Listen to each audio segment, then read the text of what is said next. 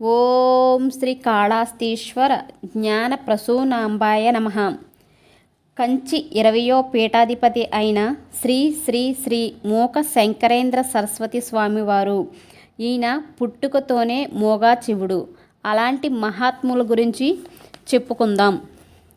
జగద్గురువులు శ్రీ శ్రీ శ్రీ ఆదిశంకర భగవత్పాదాచార్యులు వారు దిగ్విజయాలు పూర్తి చేసిన తర్వాత మోక్షపురి అయిన కాంచీపురంలో సర్వజ్ఞ పీఠం స్థాపించారు. అదే మన కంచి కామకోటి పీఠం.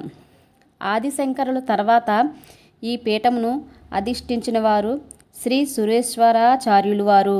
వారి తర్వాత ఉత్తరాధికారం శ్రీ సర్వజ్ఞానాత్మన్ సరస్వతి స్వామి వారు నిర్వహించారు.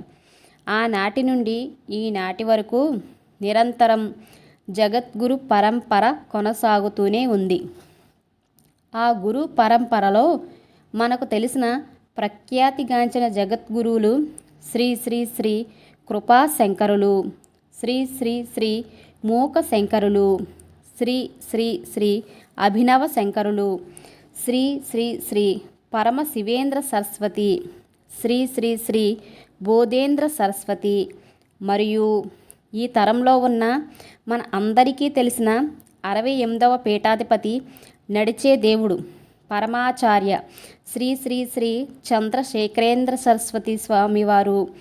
శ్రీ పరమాచార్య తర్వాత ప్రస్తుత తరంలో ఉన్న శ్రీ శ్రీ శ్రీ జయేంద్ర సరస్వతి స్వామివారు మరియు శ్రీ శ్రీ శ్రీ విజయేంద్ర సరస్వతి స్వామివారు మరియు శ్రీ శ్రీ శ్రీ సత్య చంద్రశేఖరేంద్ర సరస్వతి స్వామివారు. ఈ ఆచార్య పరంపరలో 20వ పీఠాధిపతిగా ఉన్నవారు శ్రీ శ్రీ శ్రీ మూక శంకరేంద్ర సరస్వతి స్వామివారు.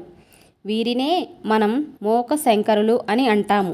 వీరు క్రీస్తు శకం 398 నుండి 437 వరకు పీఠాధిపతిగా ఉన్నారు. వీరి తండ్రి పేరు శ్రీ విద్యావతి. వారు ఒక ఖగోళ జ్యోతిష్యుడు. మూక శంకరులు పుట్టుకతోనే మోగా చెవుడు ఉన్నవారు. అందుచేతనే వీరిని మూక కవి అనేవారు. కానీ అమ్మవారి కటాక్షం ఉంటే పుట్టుకతోనే మాటలు రానివాడు మాట్లాడతాడు అనడానికి మూక శంకరుల జీవితమే నిదర్శనం. ఒకరోజు మూక శంకరులు కామాక్షి అమ్మవారి ఆలయంలో కూర్చుని ఉన్నారు. వారితో పాటు వేరొక సాధకుడు కూడా అమ్మని ధ్యానిస్తూ కూర్చున్నారు. కామాక్షి అమ్మ వీరిని అనుగ్రహించవలసి కరచరణాలతో ఒక స్త్రీ రూపంలో కదిలి వచ్చింది. అలా వచ్చిన అమ్మవారు తాంబూల చరణం చేస్తూ అమ్మ నోటిలోంచి ఆ తాంబూలం ముద్ద కొంచెం తీసి మూక శంకరుల ప్రక్కనున్న సాధకుడికి ఇచ్చింది. ఆయన పాపం అమ్మ యొక్క ఆగమనం గుర్తించలేక మామూలు ఒక స్త్రీ అనుకుని ఎంగిలి అనే భావంతో అమ్మ ఇచ్చిన తాంబూలం స్వీకరించలేదు. కామాక్షి అమ్మ వెంటనే ఆ తాంబూలం మూక శంకరుల చేతులకి ఇచ్చారు. మహాప్రసాదంగా తీసుకుని కళ్ళకద్దుకుని నోట్లో వేసుకున్నారు. మూక శంకరులు అంతే. తక్షణమే కామాక్షి అమ్మవారి అనుగ్రహంతో మూక శంకరులకు మాట వచ్చింది. మాట రాగానే ఆయనలో కవితా ప్రవాహం పెలుబిక్కింది.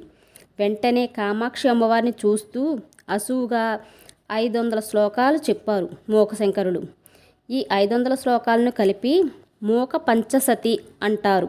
ఇందులో అమ్మవారి యొక్క గొప్పతనం వివరిస్తూ 100 శ్లోకాలు, అమ్మవారిని స్తుతి చేస్తూ 100 శ్లోకాలు, అమ్మవారి కన్నులు చూస్తూ 100 శ్లోకాలు, అమ్మవారి నవ్వును స్తుతిస్తూ 100 శ్లోకాలు, అమ్మవారి పాదాలను స్తుతిస్తూ 100 శ్లోకాలు, ఇలా మొత్తం కలిపి 500 శ్లోకాలు చేశారు.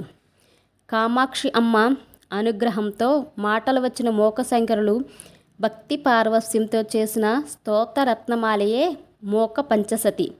ఇవి 5 శతాలుగా ఉంటాయి. 1 ఆర్య శతకం, 2 స్తుతి శతకం, 3 కటాక్ష శతకం, 4 వందస్మిత శతకం, 5 పాదారవింద శతకం.